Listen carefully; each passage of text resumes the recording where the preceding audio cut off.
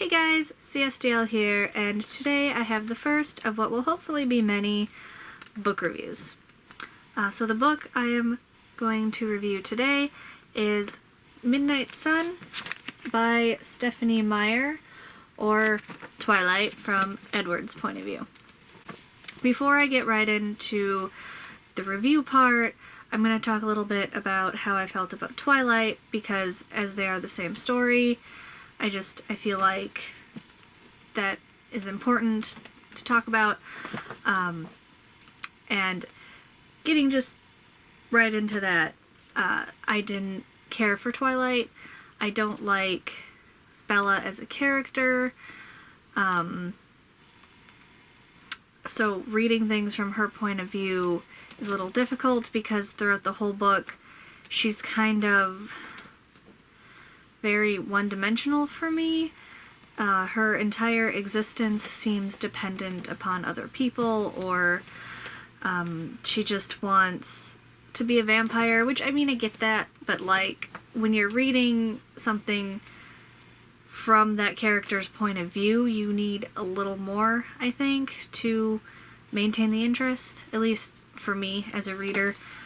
It was just a lot, and it was hard to maintain interest, and aside from just Bella as a character, I have issues with Stephanie Meyer's supernatural rules, with the whole sparkling in the sunlight, and the imprinting with the werewolves.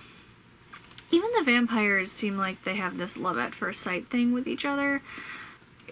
It's more romanticized than most vampire and werewolf novels. And her writing for Twilight, well, I mean, I have no problem with her writing style. It wasn't quite as polished, I suppose. It was her first book, so I guess that's to be expected. Your first book's not going to be perfect. But yeah, overall, Twilight is certainly not my favorite book or my favorite story. All my favorite characters we barely get to see because it's from Bella's perspective. And Bella as a main character certainly falls flat. And I think that it's kind of a shame because Bella has potential. She's proven to be smart and intelligent, and she can pick up things about Edward, his expressions, his moods, what he's hiding from her, or when he's lying to her. And she has some interests.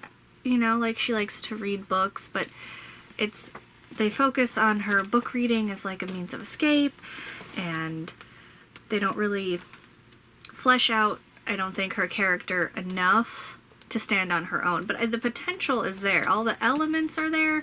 It just didn't have the follow-through for me, I guess, is where I'm going with this. Sorry, that kind of turned into it. I don't like Bella rant. Needless to say, reading all those books from her point of view was a little bit of a struggle. Now, to Midnight Sun. I think overall it is a better written story. I think the story of Bella and Edward is more suited from Edward's point of view, to be read from Edward's point of view, than from Bella's.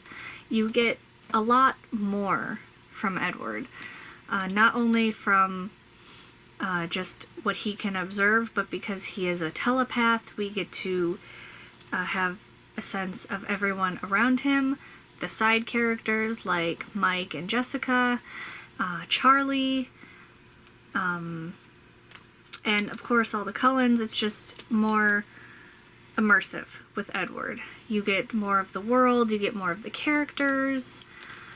It's overall there's just more to work with. And while Edward is kind of just as broody as Bella, his struggles are a little bit different. When it comes to why he's so interested in Bella, it was hard for me to understand totally from Bella's point of view in Twilight. You know, she paints herself very plain and uninteresting and whatever, so it's hard to see what Edward sees. But when you actually read it from his perspective and you see that we know part of his interest is because he can't read her thoughts and because she smells so good to him compared to any other human. But for Edward, it is a little bit more than that. He never experienced a lot of those feelings, romantic feelings, when he was a human. And then he became a vampire and he was a telepath and he could hear everybody's thoughts. And I think that kind of stopped him, whether he wanted it to or not.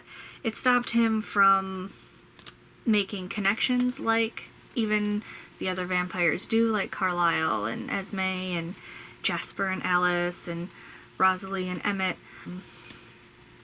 So he struggled a lot more than even the other vampires did. So when he meets Bella and he can't hear her, it's intriguing for him, but it's also fascinating. He gets to get to know her like a normal relationship would work, something he has not had since he was human, and he doesn't remember his human life very well. So for Edward, there's more, it's deeper stuff going on. And like for Bella, I think she just doesn't want to be human anymore, so it's not as deep or emotional as, say, Edward. And I liked to see Edward's struggles, his vampire struggles.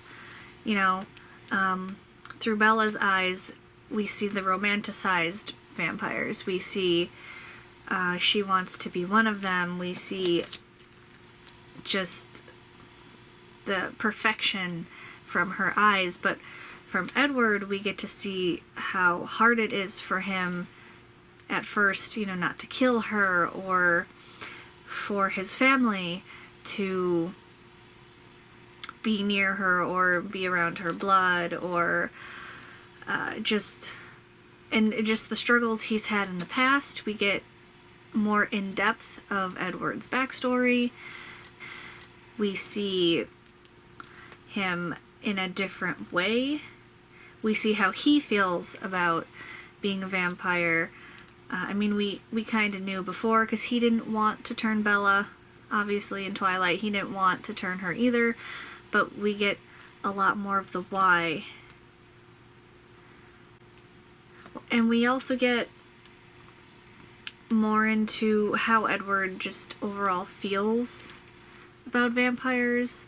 We know the general, he thinks they're monsters, they're the villains of the story, they're not something that you should want to be. But again, when you read it through Bella's perspective, it's filtered. But with Edward's, it's not filtered through that romanticized lens. It's raw. You see his raw feelings about it. We see him think about all the negatives of being a vampire, and how all of those perks that Bella sees aren't really perks to him. And I do like the struggle. I guess I like the vampire struggle a little bit more than the human struggle. The other really big perk to this book is the fact that we get to see more of the other characters, especially the other Cullens. Carlisle was my favorite throughout Twilight, the books, and the films. The films, a big part of it is, though, Peter Facinelli plays him, and he's, great. I love him. But Carlisle, we get a lot more of the in-depth backstory. We get more scenes with Emmett in the Twilight and after. Anything with Bella's perspective. We didn't get a good feel for Emmett, I don't think, because reading this book, I really like Emmett as a character. You you see him as this big, massive, like, barbarian at first, but, you know, he really steps it up when he needs to, and he has Edward's back. He's quick to, like, switch it up into bodyguard mode and protect Bella when they need it. We get more depth to Emmett. And Rosalie too. We knew how she felt about Bella, you know. She didn't like her. She didn't like that she wanted to waste her human life. But in Midnight Sun, we see all the snarky things she says to Edward that Bella couldn't hear. And we see how she didn't even want to help with that whole James hunting Bella thing, and she only helped at all because of her family, for like Esme, or she wouldn't leave Esme alone. It wasn't because she wanted to help Edward or because she had any concern for Bella's life. It was very selfish, or if she did help, or it was because one of her other family members, like Emmett or Esme, needed her. She was never my favorite to begin with, but just how snarky she gets to Edward really confirmed I don't like her. And even though we see less of Charlie, I feel like I learned more about Charlie. I don't think it was touched on in Twilight. If I'm wrong, let me know.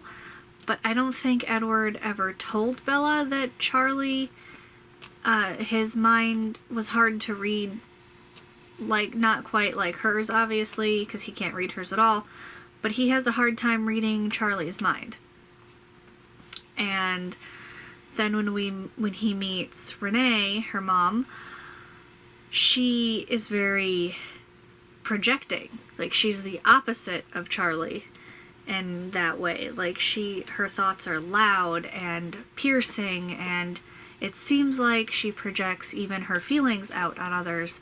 So that the combination and what happened with Bella, I think, is interesting. Edward finds that fascinating too. He'd love to have gone back farther, but, you know, can't. Just the fact we get just the fact that we get to see into different characters' minds too. Like Jacob, he's not a werewolf yet, so he's still in disbelief about all this, all the legends that his dad has told him about the Cullen family. And when Edward hears his thoughts, he says that Jacob's mind is restful. It's kind of peaceful in there. Like, he's a very pure individual, and that was really interesting to see or read about Jacob, you know. And that was just something I hadn't expected out of his character, but I liked to see it. All those little details, the little things, which might tie into what I was saying in the beginning about Twilight being her first book. Midnight Sun was written, you know, or completed. I don't know how far she got before she's, like, decided not to publish back in the day, but she did have a lot more time to polish this and work on it. And it shows the writing is definitely more polished. Like I said before, I didn't dislike the way she wrote Twilight, but I think Midnight Sun is definitely better. And part of that, I think, is just because she has more to work with through Edward's point of view. You have more you can talk about. It's not just, you know, that one teenage girl perspective. You have Edward, and then you have every mind around him to play with, essentially. That it's more immersive into the whole world. You get to see more characters. You get more backstory. You get more action sequences. from the vampire side. We see that whole chase scene, or the hunt plan scene, whatever, through Edward's perspective, so we see the whole vampire side. We see him luring James away. We see them when they arrive in Phoenix. There's a big car thing that happens. They steal a bunch of cars. I really love how Edward and Alice just talk a lot without talking, because she'll see something and comment about it, and he might give just a nod of his head to indicate like a yes or a no, or I don't know, they communicate a lot silently. And it's just very fun. It probably makes the others feel a little left out. And it's all, in the baseball game, how Alice and Edward essentially cheat to try to win, and it's just really fun to see all of that telepathy stuff. Like, it's just a lot more interesting, I guess. I think so. And I still don't like vampire rules. I don't think I will ever like that about Twilight. Like, if we're going vampire rules, I do like the can't come out in the daytime unless you find like a magical loophole, like the Vampire Diaries, how the TV show anyway, they found the magical loophole with daylight rings, or something like that. And just stakes to the heart. And I could do with or without an invitation into a house.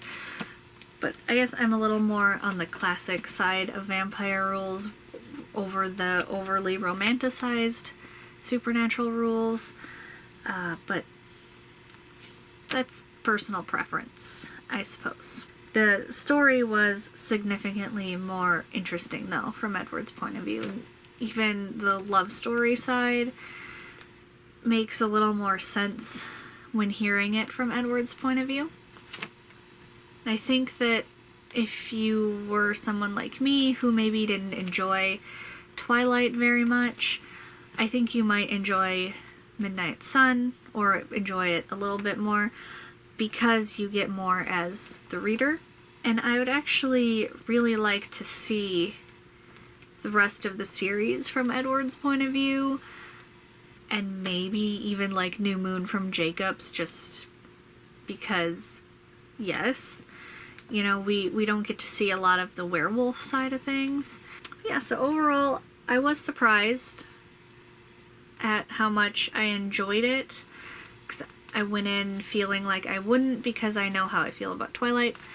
However, I will say, in the beginning, when Edward first meets Bella and he's all, I want to murder her and just drink all of her blood, and then I can kill everyone in this room and it'd be fine, nobody would even know, I know my family would be upset with me and we have to move, blah blah blah. I kind of wish he would have just murdered her and everybody in the room, and then like we could have a vampire murder mystery, and then the werewolves could get involved because, Charlie Swan is best friends with Billy Black, and we could have the werewolves trigger their shift. 2 werewolves could be triggered by the mass murder that Edward commits, and then they could have this whole investigation. They're helping Charlie, but they're secretly doing the supernatural side of the investigation, and we could have like a supernatural crime drama, and maybe Edward and Jacob could become friends or something, because why not? I don't think either of them really, I don't think Bella deserves either one of them.